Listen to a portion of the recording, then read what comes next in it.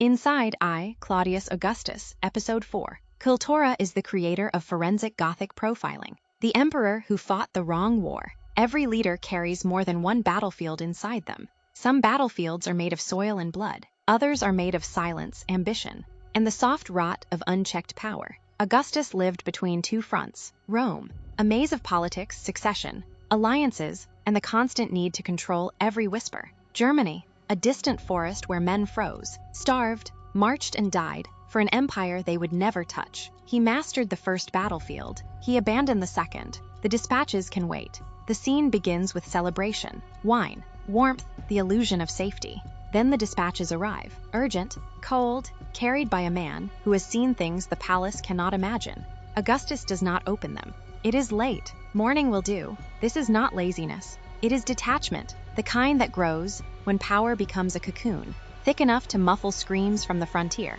The German massacre. News arrives like a blade. 3 legions are gone, not defeated, erased, thousands dead. This is the moment when leadership must become action. Every second matters. Every hesitation costs another life. Rome needs a plan. Rome needs an emperor who can see beyond the palace walls. Blame before strategy. But Augustus does not reach for strategy. He reaches for blame.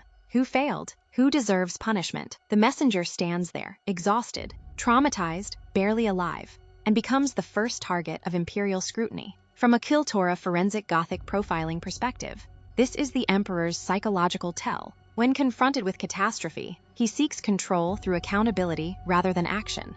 Blame is a comfort. Strategy is a responsibility. Every moment spent interrogating the survivor is a moment not spent saving what remains. Augustus wants to understand the failure before confronting its consequences, a fatal instinct in a crisis. The politics of control. Inside Rome, Augustus's methods work: judgment, authority, calculation, punishment, reward. But forests do not bend to decrees. Enemy warriors do not fear speeches. Nature does not negotiate with politics. The battlefield strips away illusions. It exposes weaknesses that marble walls can hide. The greatest lesson. Episode 4 asks a question that cuts deeper than any sword. What kind of leader are you when everything collapses? Do you reach first for someone to punish? Or do you reach first for the wound that needs closing? There is always time to investigate failure. There is not always time to stop the bleeding. That is the psychological wound at the heart of this episode. The emperor who mastered politics discovered that political power cannot resurrect dead legions.